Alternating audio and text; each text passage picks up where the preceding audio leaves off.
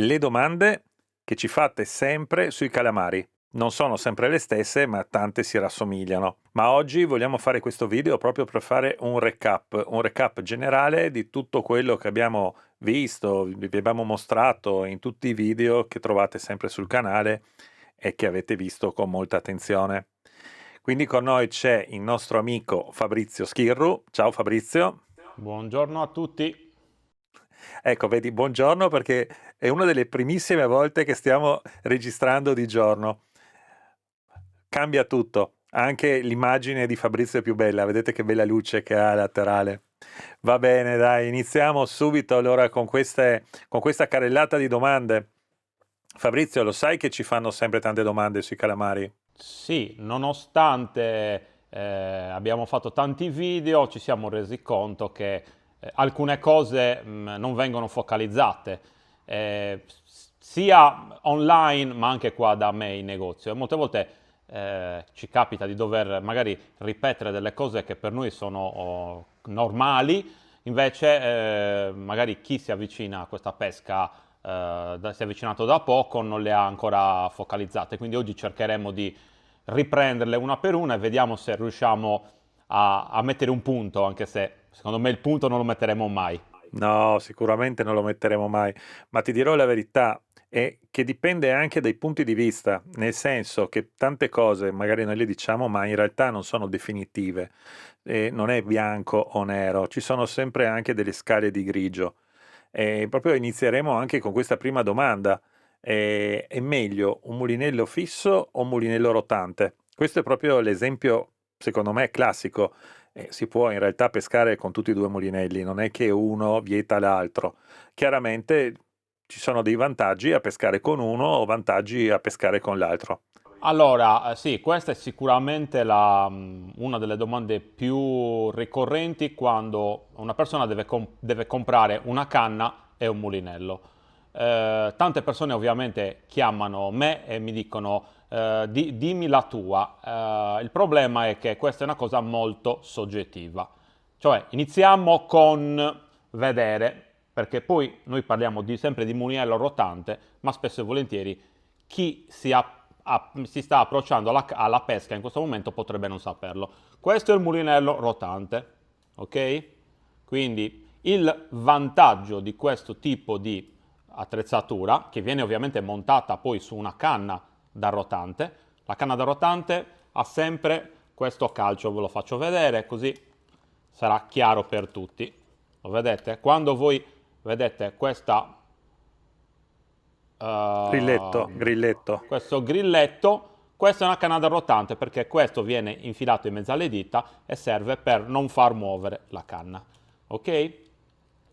Allora, riprendiamo il nostro mulinello rotante. Il mulinello rotante ha tanti vantaggi. Il primo è che è leggerissimo. La leggerezza è sicuramente un vantaggio del mulinello rotante. L'altro vantaggio del mulinello rotante è il pulsante di sgancio. Cosa vuol dire? Che schiacciando semplicemente questo pulsante il mulinello è free, è aperto, quindi il piombo arriverà a fondo. Con un semplice movimento della manovella il pulsante torna in posizione chiusa e noi potremo recuperare, quindi aperto, chiuso. Molto molto semplice. Abbiamo visto quali sono i vantaggi del mulinello rotante. Adesso prendiamo un mulinello fisso. Adesso ne prendo uno a caso, in questo caso prendiamo un Sedona 5000 che è un mulinello ottimo, qualità-prezzo. Parlo di 5000 perché ha il pommello. Il pommello è molto meglio rispetto alla classica manovellina. Ok? Questo mulinello qui rispetto al mulinello. Spiega un po' la differenza tra il pomello e la manovellina, perché questa roba qui magari tutti non la sanno. Ecco, cosa intendi per pomello e manovellina? Allora, il pomello è questo tondo e sicuramente quando noi andiamo a combattere o a tirare su dei calamari o dei pesci è sicuramente molto più facile da tenere in mano e anche molto più piacevole. Invece andiamo a prendere una classica manovella, vediamo se la riesco a prendere qui. Allora, Questa invece è una classica manovella, lo vedete? Ovviamente il pomello si tiene decisamente meglio in mano. In questo caso, per esempio, adesso noi stiamo guardando un Sedona della Shimano, nella versione 4000 c'è la manovella classica, mentre invece nella versione 5000 c'è il pomello. Quindi io in questo momento a tutte le persone che vanno a comprare un mulinello dico sempre di comprare il 5000, che come corpo è identico al 4000. La bobina del 4000 va a montare sul 5000 e viceversa. Hanno semplicemente leggermente di differenza di spazio, però nel 5000 c'è il pomello. Quindi sicuramente un punto a vantaggio rispetto al 5000, rispetto al 4000, che ripeto sono due modelli praticamente identici. Allora, in questo caso il mulinello fisso ha bisogno di aprire l'archetto per far scendere il filo, quindi ha bisogno di due mani, quindi nel caso invece del mulinello che abbiamo visto prima basta una mano per far scendere, ok? Quindi il free con una mano fai tutto, nel mulinello fisso ci vogliono due mani. Una cosa che va a vantaggio del mulinello fisso è che quando noi apriamo l'archetto, il piombo scenderà molto più velocemente rispetto a un mulinello rotante, perché in questo caso sarà completamente libero, mentre nel caso del mulinello rotante si deve portare dietro la bobina. Quindi il mulinello fisso è leggermente più veloce. Cosa facciamo quindi per andare a scegliere un mulinello fisso o un mulinello rotante? Innanzitutto è una cosa molto personale. Vi dico già che il 90% delle persone oggi vuole mulinello rotante. Io uso un mulinello fisso, quindi come vedete non esiste una regola fissa. Io amo il fisso, lo uso da sempre. L'unico problema è che io ho un mulinello, quindi ovviamente poco più pesante, e per sopperire a questa pesantezza del mulinello mi sono dovuto comprare un mulinello di fascia altissima, quindi con un prezzo abbastanza alto. Io uso un Vanquish, che diciamo, è il top di gamma ed è il mulinello più leggero che ha Shimano. Quindi io ho risolto il discorso della pesantezza andando a comprare un mulinello di alta fascia. Però è anche vero che se uno vuole un mulinello leggero e non vuole andare a spendere tantissimi soldi, forse il mulinello rotante è la cosa che fa più a... Ma Fabrizio, spiegami un po', visto che hai introdotto questo discorso, proprio i prezzi, cioè a parità di qualità, per avere, diciamo, un mulinello buono, normale, che non sia proprio primo prezzo, quelli che so già che tu neanche non tieni in negozio, in un caso e nell'altro. Allora, in altri video abbiamo fatto vedere tutta una serie di Abu. Non so se vi ricordate il famosissimo Abu bianco, perché poi tante persone l'hanno visto e poi tutti volevano comprare quello perché noi abbiamo fatto vedere quello. Abu ce ne sono 4 tipi diversi e sono tutti similari. In questo caso questo è un grappler, ma esiste anche il Gempu oppure il Fune di Daiwa. Sono tutti mulinelli rotanti che costano dai 80-90 euro fino ai 150 euro. E con questa cifra noi ci possiamo comprare già un super mulinello rotante. Ok? Su Se invece invece i mulinelli fissi? se ragioniamo sul fisso, invece adesso io vi ho fatto vedere il Sedona. Il Sedona è quello che noi chiamiamo il 6 politico. Questo è un mulinello che costa circa 60-70 euro. Ok? Però se noi vogliamo andare su un mulinello di alta fascia, parliamo anche di mulinelli che vanno a costare magari 200-300 euro. Se andiamo a toccare il top di gamma come utilizzo io, il Vanquish costa 500 euro circa. Però ovviamente nel mio caso è proprio un piacere avere un mulinello di quel livello là, non è che serva per forza un mulinello da 500 euro. Io amo la pesca al calamaro, quindi ho scelto di avere un top di gamma, però secondo me con una spesa di anche col fisso di 100 euro abbiamo già un ottimo mulinello, quindi ragioniamo 100 euro di mulinello, circa 100 euro di canna, noi abbiamo già un'attrezzatura degna di nota. Beh, allora già che abbiamo parlato di mulinelli, finiamo anche col discorso dei fili, così sappiamo subito cosa bisogna imbobinare su questi mulinelli. Ok, allora noi ovviamente si parla solo di trecciato, Adesso qui No, vi faccio attenzione, vedere. facciamo un baking di nylon e sopra ci mettiamo il trecciato. Ok, il baking, per chi non lo sapesse, sono pochi metri sul fondo che servono innanzitutto perché il nylon tende a aggrappare molto di più e quindi la bobina tende a non girare. E poi lo stesso nylon protegge la bobina dal sale. Perché cosa succede? Spesso e volentieri il trecciato tende a rimanere bagnato, quindi se noi lasciamo il trecciato bagnato sulla bobina, alla lunga si potrà creare dell'ossido. Se noi invece andiamo a mettere un piccolo fondo di nylon, questo difficilmente accadrà. E poi, ripeto, serve proprio per aggrappare e a quel punto la bobina non girerà mai a vuoto.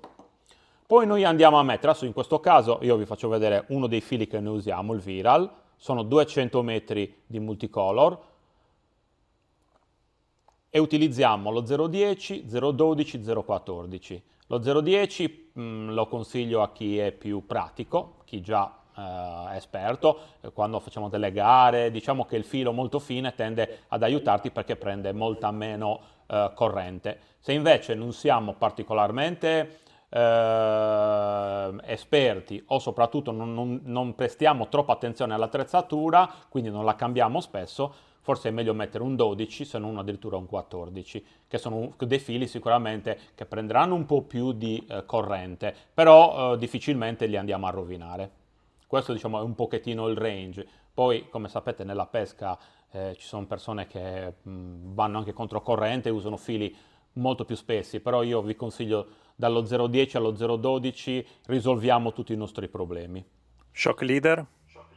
Shock leader, ovviamente, adesso vi faccio vedere il fluorocarbon, questo come già sapete è il nostro, 0,28 al massimo 0,30, circa 6, 7, 8 metri di shock leader, che serve per dare trasparenza, innanzitutto, e poi serve a proteggere il trecciato, perché purtroppo i nostri trecciati sono molto tenaci alla trazione, ma si rompono all'istante quando vanno a strisciare magari su una pietra o su qualche altro materiale. Quindi il fluorocarbon, oltre ad essere trasparente, tende ad avere molta più forza nell'abrasione, quindi ci durerà molto di più. E ricordatevi una cosa, che il fluorocarbon tende a bere acqua, quindi dopo un po' di tempo andrà a perdere sicuramente le sue caratteristiche di trasparenza, quindi ogni tot tempo andrà cambiato. Nodo tra fluorocarbon e multifibre? Nodo io faccio sempre l'FJ, ovviamente l'FJ è un nodo molto complicato, però se voi andate a rivedere indietro nei video che abbiamo fatto con Davide troverete proprio Metto qui, il tutorial l'ho messo sul, qua sopra. sull'FG Knot. Perfetto. E oltretutto ti dirò che tante persone l'hanno visto e hanno imparato. Io pensavo fosse difficile imparare da un video e invece tante persone mi hanno detto che gli è servito, quindi siamo contenti di aiutare i nostri amici. Bene, a questo punto abbiamo il mulinello, abbiamo un piccolo backing sotto fatto col nylon, ci abbiamo messo il nostro multifibre, andiamo a mettere lo shock leader di 6-8 metri, facciamo anche un bel nodo tra il multifibre e il nostro shock leader, che è sicuramente il punto più delicato, ci andiamo a mettere una girella va bene, una girella qualsiasi penso. Vi faccio vedere, vediamo se riesco a farvi vedere. Questa è una girellina tripla, questa è una girellina con 3 barilotti. Vediamo se la vedete? Adesso io ovviamente sto tenendo la mano sullo snap, però a me interessa che voi vediate la parte di sotto, che è una girellina tripla. Questa scaricherà molto molto di più. Io uso sempre questo tipo di girella, sia nel tataki che nel volantino. Perfetto. Siamo arrivati alla girella e a questo punto non ci resta che parlare della canna.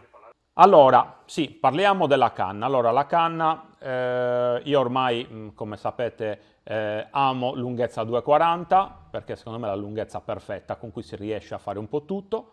Prima facevamo delle canne anche un po' più corte e un po' più lunghe, che hanno sicuramente dei vantaggi, ma anche tanti svantaggi.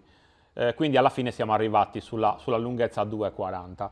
Tant'è che la nostra canna, che ormai conoscete tutti, che è la Icnusa, e anche là tanti mi chiamano in questi giorni chiedendomi se ce l'abbiamo e la comprano di fretta perché hanno paura che finisca, perché l'anno scorso purtroppo finiva, ogni 20 giorni finivano 200 canne. Quest'anno sta andando benissimo lo stesso, però ci siamo attrezzati e quindi la canna è quasi sempre disponibile. Allora, una cosa molto importante sulla canna. Allora, questa, come abbiamo detto, è la versione da mulinello rotante e ha gli anelli in acid, quindi gli anelli che girano, mentre la versione regular non ha niente qui dietro perché il mulinello fisso si può tenere tranquillamente in questa posizione. E in questo caso l'anellatura sarà classica, quindi in linea. Una cosa molto importante che tante persone mi chiedono, sia al telefono che quando vengono in negozio, la vetta. Allora, facciamo un po' di chiarezza sulla vetta, perché questo è molto molto molto importante. Tante persone mi parlano di vette, noi vogliamo delle vette molto sensibili e quindi molto morbide. Qui c'è un errore di fondo. Ricordatevi una cosa, la vetta molto sensibile, quindi che si piega parecchio, non è in assoluto la più sensibile, ok? Perché ricordatevi una cosa, che noi quando andiamo a fare tataki, solitamente, a parte in qualche caso, utilizziamo dei piombi che vanno dai 100 grammi a salire. Cosa succede? Se noi avessimo una vetta molto morbida, il piombo renderebbe la canna sorda, perché va a piegarla completamente e la rende sorda. Sorda cosa vuol dire? Che non ci fa vedere e sentire le mangiate del calamaro. In questo caso, la vedete, la vetta dell'icnusa è una vetta progressiva, quindi man mano che io vado a dargli forza, quindi peso, come se fosse un piombo, lei tende piano piano a scendere, quindi a lavorare. Se questa vetta fosse molto morbida, la vetta finirebbe subito e quindi diventerebbe sorda. Quindi attenzione quando comprate le canne. Se andate a pescare in fondali bassissimi con 30, 40, 50 grammi di piombo, allora sì, è vero, può servire una vetta molto morbida, ma nel 90% dei casi a tataki si va con almeno 100 grammi, quindi serve una vetta progressiva, esattamente come questa, che vi faccia leggere la mangiata del calamaro sia con 100 grammi, ma anche con 150 grammi, sia a 30 metri di fondo come a 60. Quindi questa è una cosa molto importante su cui noi abbiamo studiato. Quindi anche voi quando scegliete una canna dovete capire bene dove andate a pescare, oppure quando parlate con una persona come me che vi deve dare un aiuto dovete dargli gli input, perché altrimenti diventa molto complicato. In linea di massima una canna che va bene per tutte le situazioni non esiste. Sarebbe bello aver inventato una canna che funzionasse sempre perfettamente, questo non può esistere.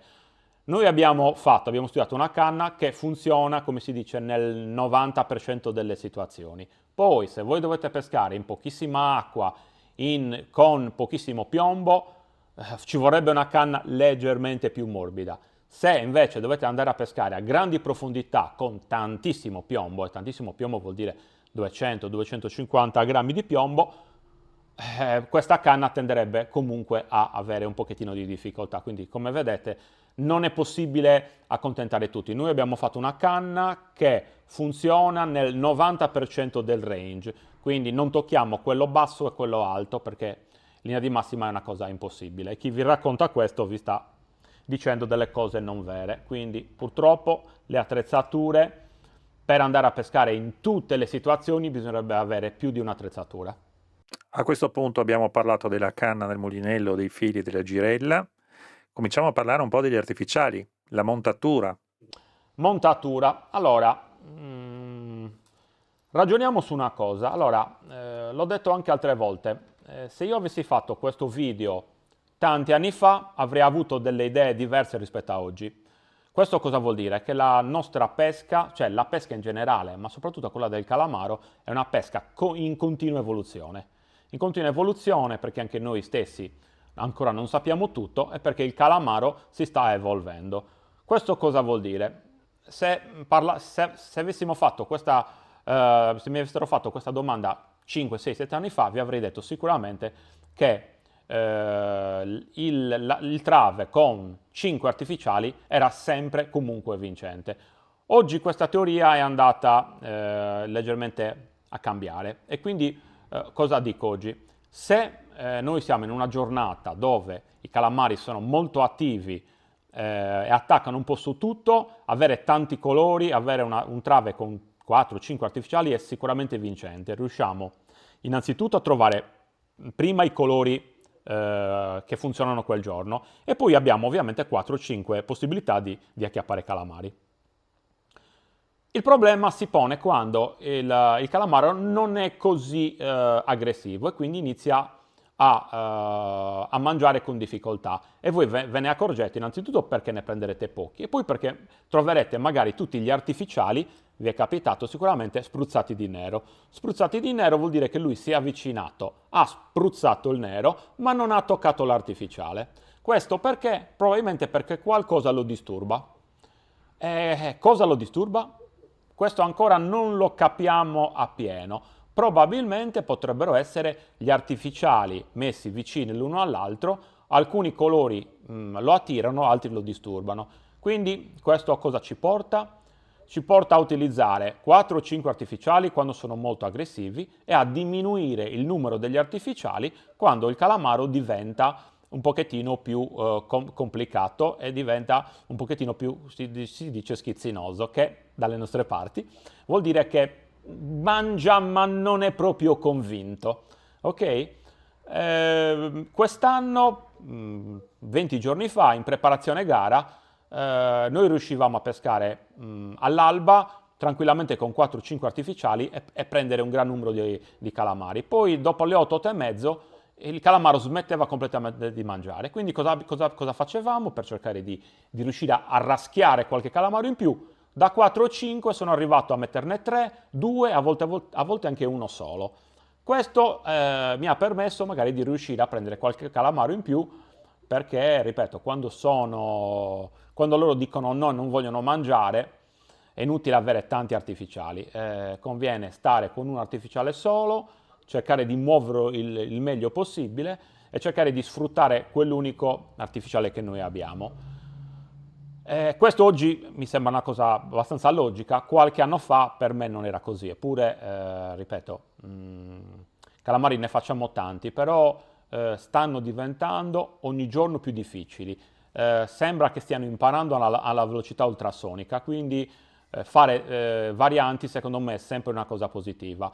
A questo punto però, già che stiamo parlando di questi piccoli trucchetti per riuscire a far mangiare i calamari anche un po' più diffidenti, spiega un attimo la tua tecnica di pesca, cioè cosa fai con il piombo, con la canna, e se il piombo resta appoggiato al fondo oppure no, tutte queste cose qua. Allora, altra cosa che viene chiesta soprattutto dai più inesperti, come comportarsi rispetto al piombo, cioè il piombo cosa deve fare? Allora, io utilizzo una tecnica abbastanza semplice, quindi io scendo, appoggio il piombo sul fondo e tendo sempre a tenerlo appoggiato al fondo. Difficilmente lo muovo, a differenza magari di molti che fanno sempre il movimento tataki. Il movimento tataki, per chi non lo sapesse, è sbacchettare la cima e far muovere gli artificiali. Io lo faccio molto poco, sono convinto che in certi casi lo sbacchettamento non sia una cosa vincente, perché ok che muovere l'artificiale può essere attirante, il problema è uno, che quando noi muoviamo di continuo la canna non riusciamo a capire cosa succede intorno a noi. Cosa vuol dire? Che se un calamaro si avvicina, spruzza l'artificiale o semplicemente lo tocca, noi muovendo sempre la canna molte volte non ci accorgiamo della sua presenza. Quindi io preferisco decisamente tenere la cima ferma col piombo appoggiato sul fondo. Tendo a sbacchettare un pochettino solo quando mi accorgo che i calamari sono sotto di noi, perché magari li abbiamo visti con l'ecoscandaglio, oppure mi sono accorto che lui ci ha toccato e quindi con la cima ferma noi riusciamo a vedere questi piccoli movimenti. E a quel punto, se lui non mangia fermo, tendo piano piano a sbacchettare. Però non è una cosa che faccio spessissimo e secondo me non è per niente vincente. Allora, E se io posso qua magari aggiungere una cosa, dipende tanto per quanto mi riguarda da che artificiali sto utilizzando. Ci sono artificiali che hanno bisogno di essere mossi e artificiali che lavorano benissimo fermi. Questa secondo me è una delle differenze principali nel mio modo di pescare. Io tendo a far cadere il piombo sul fondo, appena arrivato sul fondo chiudo subito l'archetto o blocco immediatamente il mio rotante, metto subito in tensione il filo. Bisogna essere rapidissimi perché se siamo stati bravi, abbiamo visto i calamari sull'ecoscandaglio e gli stiamo calando in testa, l'attacco del calamaro è quasi immediato, cioè può passare 1 secondo, 2 secondi e il calamaro già si butta.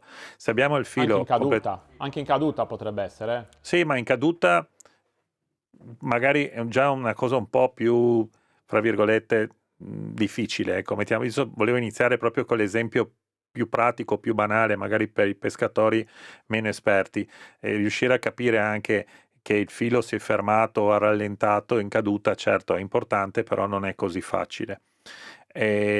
Comunque, quindi faccio cadere giù la lenza, dopo parleremo anche come tenere la lenza se la barca sta scarrocciando o siamo in movimento alla ricerca proprio dei nostri mark, dei calamari, ma comunque toccato il fondo chiudo subito, rimango fermo 2 secondi perché in quel momento se c'è un calamaro proprio lì vicino vi attacca subito, se non succede nulla sbacchetto per 2-3 secondi e dopodiché rimango di nuovo fermo per altri 5-6 secondi. E come vi dicevo, dipende tanto anche poi da che artificiali sto utilizzando, che sono strettamente legati anche al tipo di artificiale stesso. Se stiamo parlando per esempio di Davidoni o Mataflotti, non ci deve essere bracciolo, devono essere proprio attaccati alla montatura. Se stiamo utilizzando dei pesciolini invece tipo DTD, Yozuri o cose del genere, allora io preferisco fare un braccioleo che parta dai 2 centimetri fino ad arrivare anche a 4-5 centimetri. Ma di questo discorso voglio che approfondisca magari un po' di più anche Fabrizio. Allora, sì, allora innanzitutto noi abbiamo tantissime esche diverse. Adesso iniziamo, adesso ce li ho qua. Questo è Davidone, questo è Mataflotti. Allora, sfattiamo un mito perché tante persone mi chiedono: ma che differenza c'è tra il Mataflotti e il Davidone? Allora, il Davidone è un Mataflotti. La differenza, quindi, cosa vuol dire un Mataflotti? Che in acqua lui starà circa in questa posizione qua, ok? Immaginate che questo è il filo, quindi quasi orizzontale, ok? Il Mataflotti come il Davidone. Il Davidone, poi Davide potrà dire se sbaglio o no, la differenza sta innanzitutto nella colorazione, in queste bande orizzontali, e nell'avere i 3 occhi. Nell'intelligenza, perché il Davidone ha un cervello molto più grande dentro. Ha un cervello tutto suo, però tecnicamente come poi si muovono in acqua è esattamente la stessa cosa. La cosa vincente di quest'anno dei Davidoni, perché le vendite dicono questo, il Davidone in assoluto è l'artificiale venduto di più. Capisco molte volte che magari i nostri video possono fare la differenza, però vi posso garantire che quando i clienti comprano solo questo artificiale e dopo che ce l'hanno lo ricomprano, vuol dire che l'artificiale ha funzionato. Ok? Questa è una cosa molto importante. Quindi sicuramente il Davidone quest'anno ha fatto da padrone a 360 gradi. Però per rispondere a tante persone, il Davidone è comunque un Mataflotti, quindi il movimento è lo stesso, ha semplicemente una livrea diversa che fa la differenza e gli occhi, 3 occhi, quindi da qualsiasi parte noi andiamo a vedere, lo vedete, il nostro Davidone, abbiamo sempre un occhio che ci guarda. I Davidoni Questo detto così guardano dappertutto. sembra una cosa inquietante. La verità è che il calamaro tende sempre a attaccare nella testa del pesce. Quindi avere sempre un occhio vuol dire che lui può sempre attaccare da qualsiasi parte, a differenza magari di un artificiale normale che se noi lo spostiamo in questa posizione diventa totalmente neutro. Questa è una piccola cosa che fa fare la differenza al Davidone.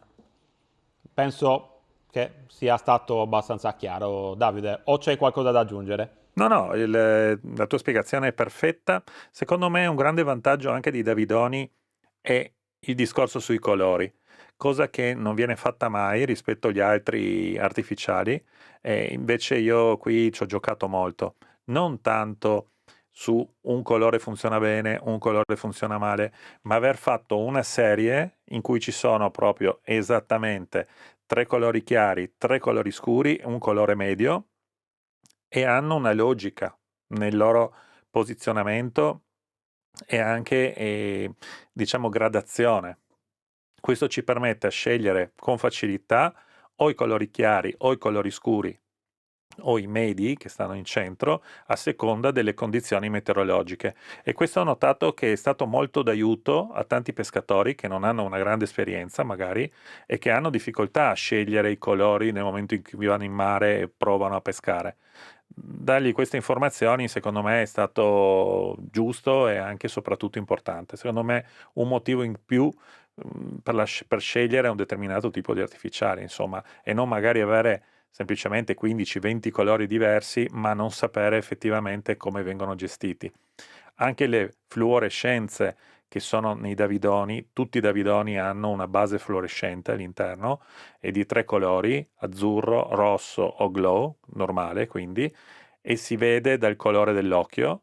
E a seconda del colore dell'occhio noi sappiamo qual è la fluorescenza, che non è una fluorescenza potentissima, dura molto tempo ma non è potentissima, e questa è un'altra cosa che è stata fatta apposta, perché se il nostro artificiale è troppo luminescente non va bene, non pesca tanto, e comunque si riconosce il colore proprio dal colore dell'occhio, e anche lì abbiamo tutte e tre le fluorescenze con il glow che sta in mezzo, abbiamo da parte il bianco con l'azzurro, fosforescenza azzurra quindi, e dall'altra parte abbiamo fino al nero invece che è glow, oppure il rosso che invece è la fluorescenza rossa.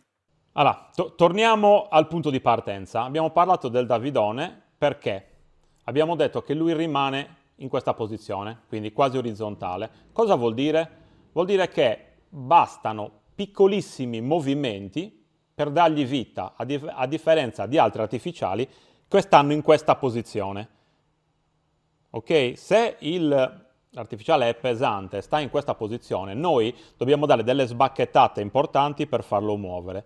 Il Davidone, essendo un artificiale neutro, quindi matta float in generale, basta muoverli leggermente per dargli vita. Quindi già vedete che un artificiale pesante va sbacchettato forte, un artificiale neutro va sbacchettato molto più lentamente.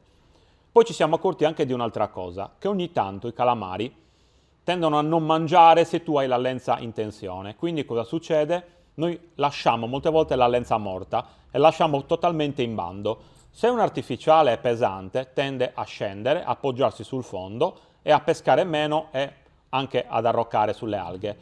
Il Davidone invece tende a rimanere fluttuante, quindi non va mai a fondo e quindi tende a rimanere praticamente perennemente in pesca, anche con la lenza morta.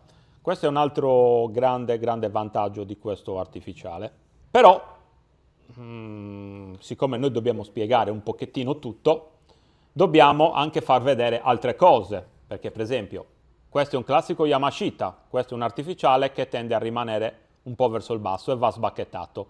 Funzionano tantissimo, adesso abbiamo preso un colore dei tanti, però sicuramente se parliamo di artificiali di qualità non possiamo non nominare anche uno Yamashita. Altri artificiali ovviamente di livello, DTD, che sono artificiali duri, e DTD morbidi. Anche questi artificiali tendono a essere un po' pesanti e vanno sbacchettati. Vi faccio vedere il classico Seika, che è un artificiale lo stesso molto pescante. Questo è abbastanza leggero. Vi faccio vedere un'altra cosa che abbiamo fatto vedere qualche altra volta, i G-Crack. Questi sono giapponesi, questo è un artificiale molto bello, di qualità altissima. E poi, per non lasciare indietro nessuno, vi faccio vedere, questi sono i Misaki, questi sono i nuovi Misaki duri, e questo è il Misaki invece morbido. E in questo caso vi faccio vedere anche due Jatsui, nuovi modelli.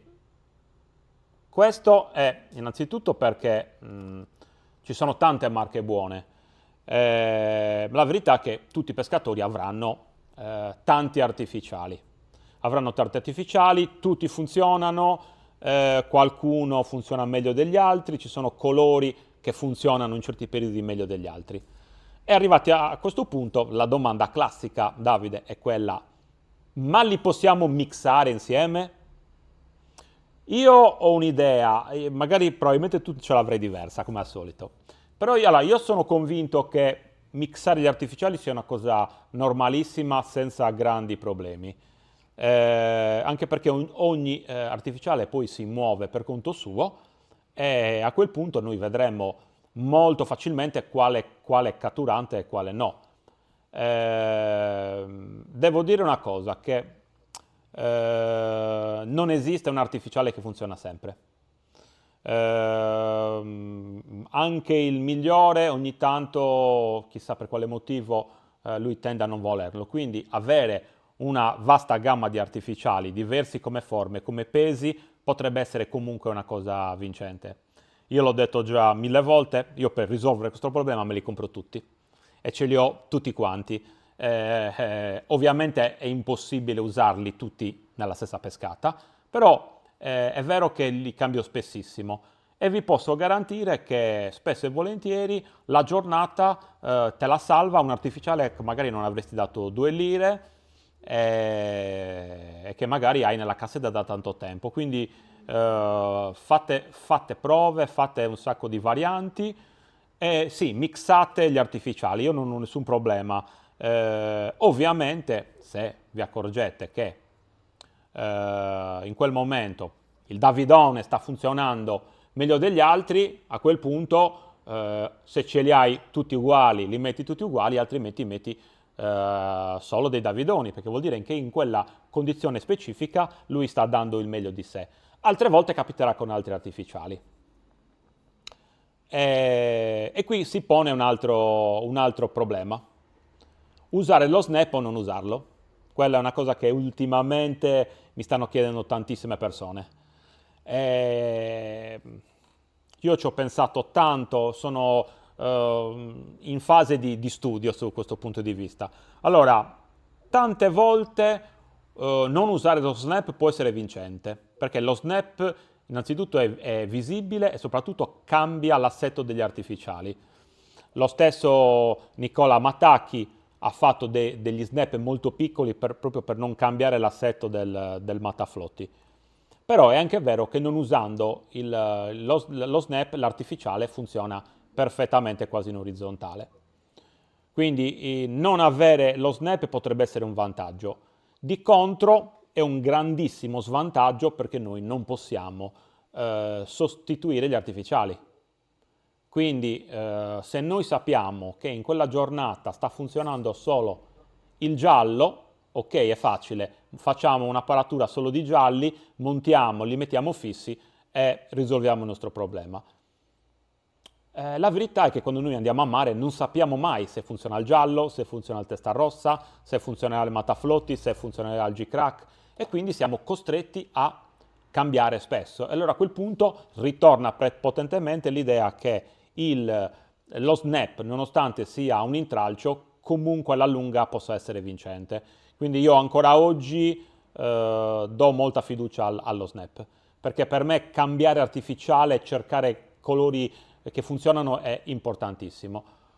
Altra cosa molto importante è che se noi dovessimo fare dei travi fissi, quindi con 3 artificiali, come hanno tanti amici, dovremmo avere una borsa gigantesca per portare 1000 artificiali come faccio io. Già devo portarmi 2 borse per portarmi 1000 artificiali. Immaginate se questi artificiali, invece di essere nelle scatolette, fossero arrotolati insieme ad altri 3 su un rotolino di Eva. Praticamente in gommone ci sarebbero solo gli artificiali, quindi per me diventerebbe molto molto complesso. Quindi per oggi, fino ad ora, ancora lo snap è secondo me vincente. Quindi quello che io consiglio di utilizzare lo snap è provare colori, più che fossilizzarsi sul fatto che magari lo snap stesso possa dare fastidio. già che stiamo parlando degli snap, che tipo di multifibre, fluorocarbon consigli per costruire l'apparatura? Allora, io normalmente sono dell'idea che fluorocarbon, ok, per forza, tutta la vita. Secondo me non servono fluorocarbon troppo fini. Io normalmente, adesso ve lo faccio vedere, questo è quello che sto usando io, il 25. Posso scendere fino al 23.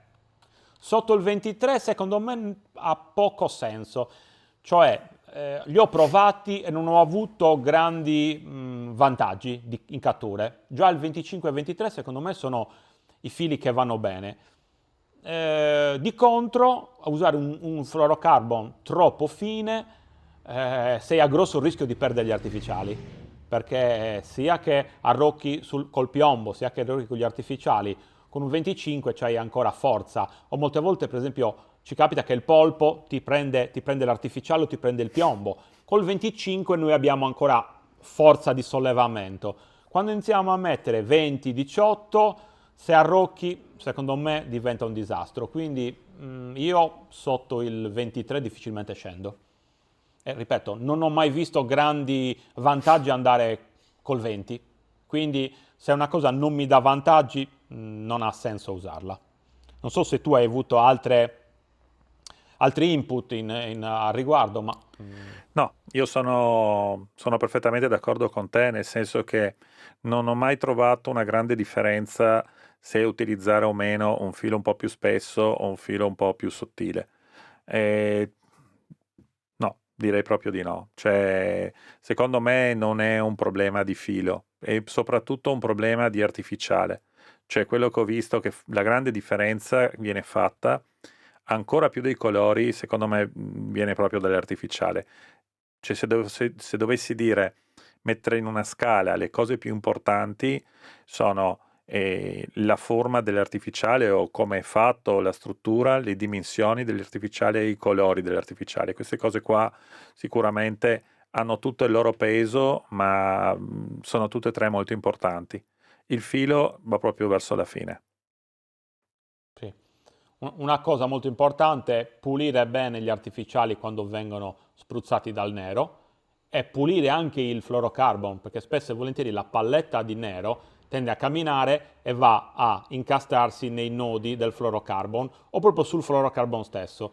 Bisogna fermarsi un attimo e pulirla. Se non riesci a pulirla, sarebbe meglio sostituirla, perché quello per il calamaro è un segnale di allerta, il nero è un segnale di allerta, quindi cercate sempre di tenere gli artificiali e soprattutto i vostri travi puliti. Gli orari migliori per pescare questi calamari? Allora, gli orari migliori, come al solito, sono alba e tramonto.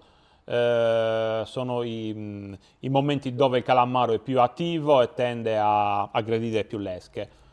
Questo non vuol dire che durante tutto il giorno non li possiamo prendere. Se ragioniamo quando c'è molto caldo, quindi magari ancora a fine estate, i primi di settembre, durante le ore di sole difficilmente mangeranno, ma in questo periodo che siamo ormai a novembre, secondo me gli orari iniziano a perdere poco di valore, cioè riusciamo a pescare avendo il sole più basso anche a orari mezzani, quindi anche subito dopo l'ora di pranzo, alle 3, alle 4, alle 5. Quindi oggi peschiamo, come si dice, H24. Invece nei momenti, nei periodi più vicini all'estate, quindi quando l'acqua è più calda, sicuramente saremo vincenti alba e tramonto perché abbiamo notato questo. Però noi comunque andiamo a pescare, quando andiamo a pescare calamari rimaniamo tutto il giorno e ci è capitato molte volte contro ogni immaginazione di prendere calamari a orari stranissimi. Quindi noi vi diamo degli input, la verità è che voi dovete andare a mare e testare e provare, perché poi anche là secondo me entrano in gioco, oltre al discorso alba e tramonto, discorsi di luna, discorsi di alta marea, bassa marea, quindi ci saranno sicuramente dei momenti dove la catena alimentare tende a muoversi. E questa Alta, non è bassa, sempre alba e tramonto. sì, e anche sì, scusami, alta e bassa pressione, e la scaduta dopo il mare formato, quando le temperature si abbassano, quando i fiumi buttano fuori più acqua dolce del solito con tutto quello che ne consegue, sicuramente. Andando Diciamo che avanti, sul calamaro la perturbazione, acqua sporca e acqua che esce dai fiumi sicuramente non è una nostra alleata. Difficilmente faremo grandi catture di calamari in queste condizioni. Ripetiamo perché il calamaro, ahimè, ha una super vista, ma non c'ha linea laterale. Quindi se il calamaro vede la nostra esca, la attacca. Se il calamaro non vede la nostra esca perché l'acqua è torbida, non andrà a attaccarla perché non si accorge minimamente della sua presenza.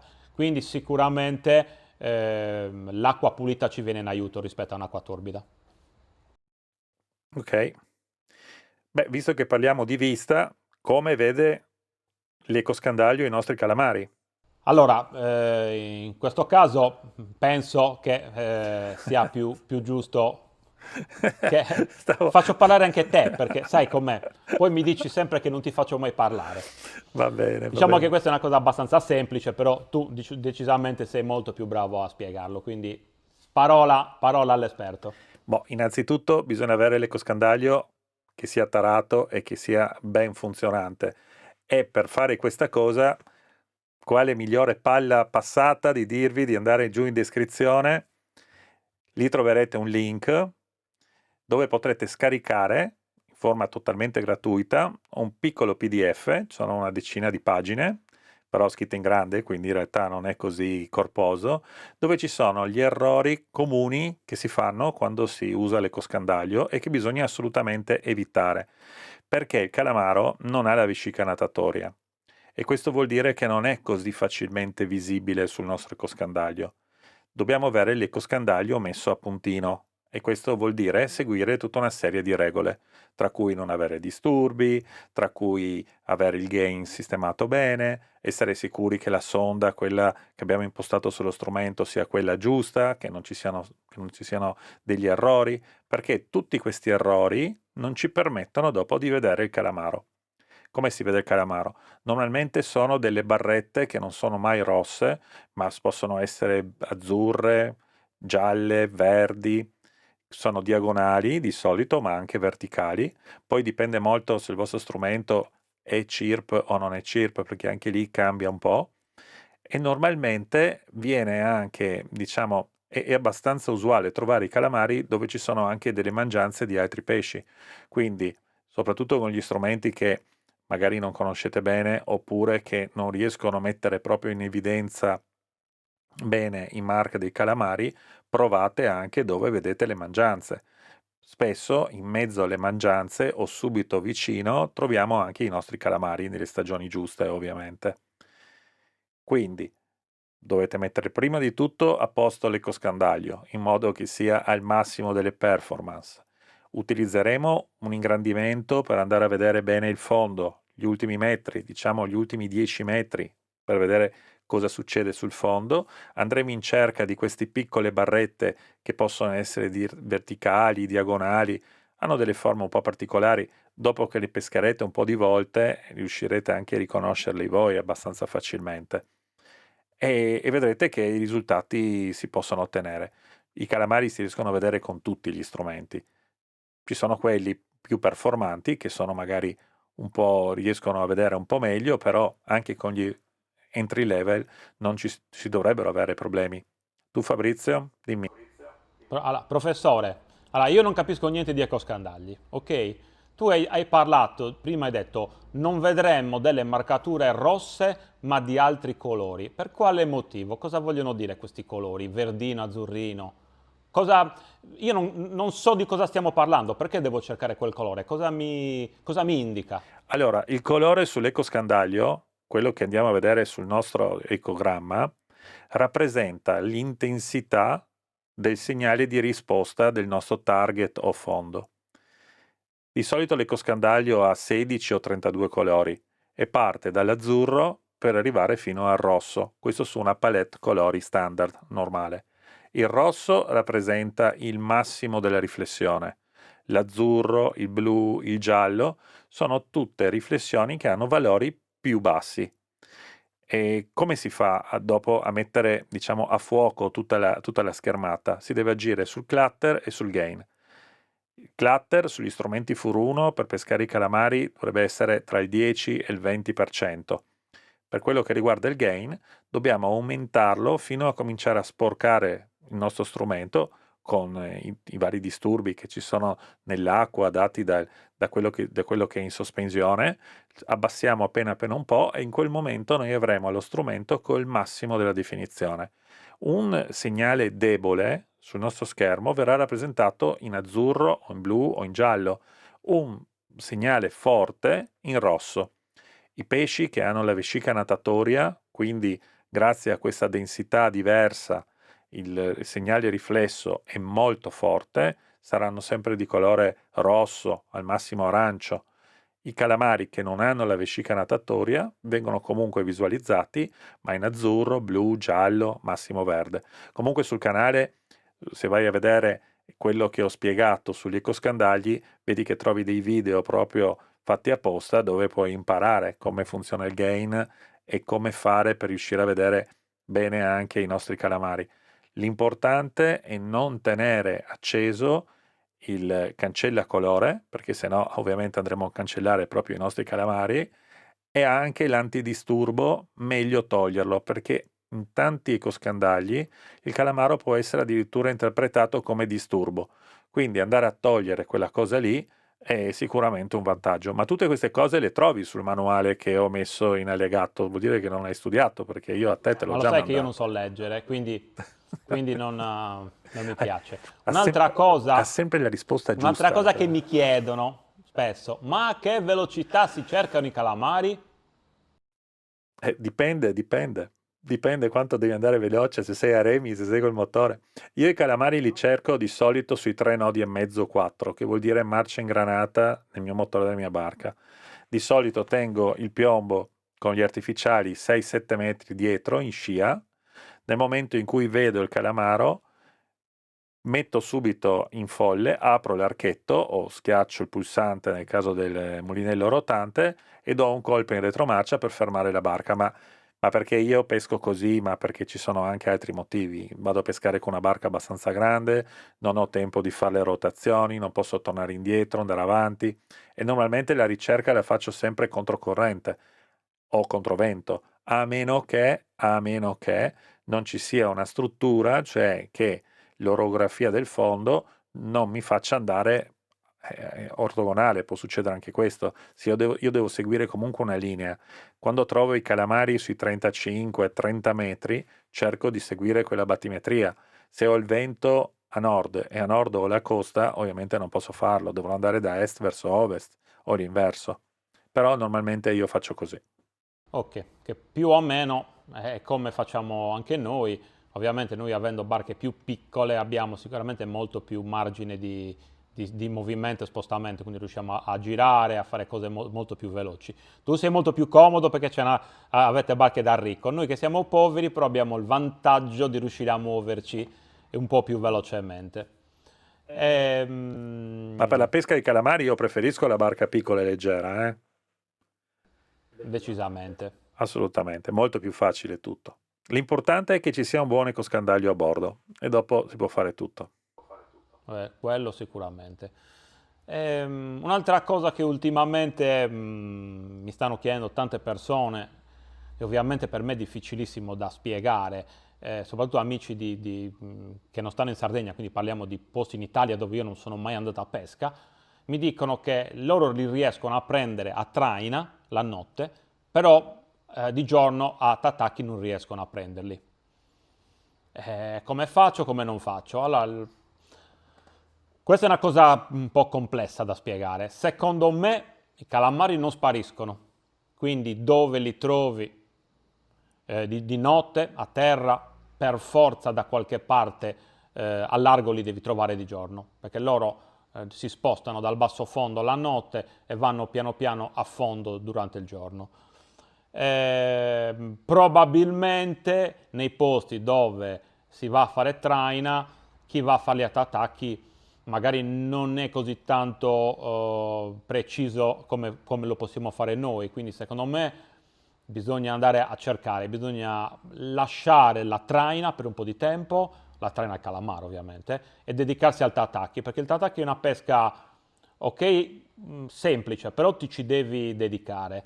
Cioè, o perlomeno diventa semplice una volta che capisci un po' come funziona.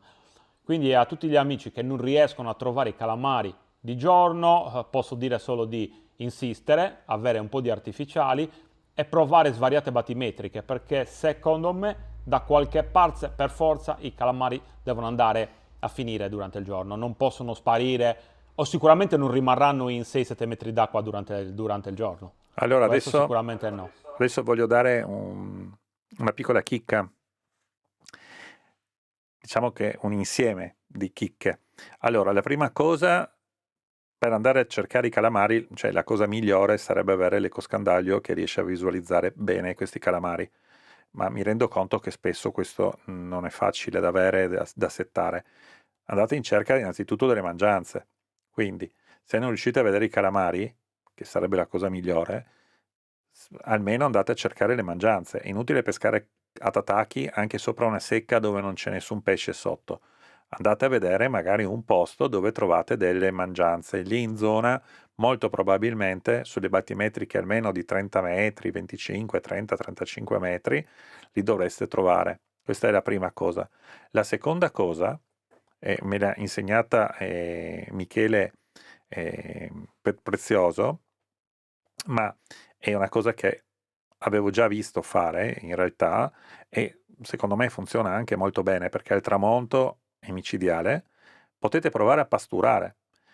Vi fermate, calate proprio l'ancora in una zona sui 30 metri, 25-30 metri, pasturate con della sarda, con delle cozze, quello che volete, arriveranno tanti pesci e tra questi pesci ci saranno molto probabilmente anche i calamari. Non lo so se vengono per la pastura, ma sicuramente arrivano anche per tutto l'altro pesce che abbiamo intorno richiamato dalla pastura. La cosa migliore sarebbe utilizzare quelle sarde in sacco, antiche pasture la fa, è un sacchetto da 5 kg o 3 kg che si cala sul fondo. Non bisogna ovviamente pasturare in superficie, non ha senso perché non stiamo cercando sgombri o cose del genere. Pasturare sul fondo con la sarda tritata o con le cozze spaccate anche, proprio messe anche in questo caso in un pasturatore e calate sul fondo. Questo potrebbe essere un ottimo sistema per richiamare i calamari e riuscire a pescare a tataki. Sì, oppure si potrebbe cercare calamari con la tecnica della traina di giorno. Sì, anche. Abbiamo fatto Quindi un video su questo. piombo guardiano a fondo e 2 o 3 artificiali sopra. Ti Anche col muovi piano piano, trigone, scarrocci anche in fino a... Sì, traina, anche col trigone mi è venuto in mente con l'affondatore, cioè usare l'affondatore, dietro comunque si mette il filo con il Rapala piuttosto che con Yamashita o anche con il Davidone o il Mataflotti, perché funzionano benissimo anche a traina, con tutto che non si muovono, riescono a pescare benissimo e si va in cerca proprio con la traina di giorno che si fa un po' più lenta, 2 nodi e mezzo, e si va in cerca proprio, però se non sappiamo neppure a che profondità cercarli, penso che diventi un po' più difficile, però abbiamo fatto un video su questo, lo trovate sul canale sicuramente. però sicuramente con questa tecnica riesci a sondare molto più fondale e una volta che tu riesci a marcare 1, 2, 3 calamari, lì a quel punto il calamaro sta in quella zona e poi una volta che hai capito più o meno dov'è, andarlo a cercare a quel punto anche a Tataki. Certo, Perché secondo me non esiste un posto dove i calamari non mangiano a tataki, non esiste, questo è da togliere perché molte persone mi dicono no, no, da noi non mangia, non esiste, togliamocelo dalla testa, semplicemente non ci siamo, non ci abbiamo ragionato abbastanza e non abbiamo perso ore a prendere il calamaro in quel modo, ma una volta che iniziate a prenderne un paio poi diventa tutto più semplice. assolutamente. Anche i tubi che sono immersi, mi vengono in mente le piattaforme, per esempio, che ci sono in Adriatico, che sono collegate tra di loro da tanti tubi. Anche quelli sono posti perfetti dove andare a cercare il calamaro di giorno, anche di notte a traina, ma di giorno assolutamente a tatacchi. Quindi se avete anche voi un tubo da qualche parte, lo potete seguire. Tutte le cose, le pietre singole sul fondo, Sono tutti degli spot perfetti per i calamari. Fabrizio, a me sembra che tutte le domande le abbiamo più o meno svolte, abbiamo risposto più o meno tutti. Se avete altre domande da farci, lasciate ovviamente un commento qui sotto, siamo a vostra disposizione. Come al solito cercheremo di rispondere per far felici un po' tutti. Sì, abbiamo più o meno detto tutto quello che avevamo da dire, ma sicuramente fra un po' di tempo ci sarà sicuramente qualche domanda che In più. sbucherà e noi saremo felici di rincontrarci per continuare a parlare dei nostri amatissimi calamari. Ci vediamo, ciao ragazzi, alla prossima! Ciao!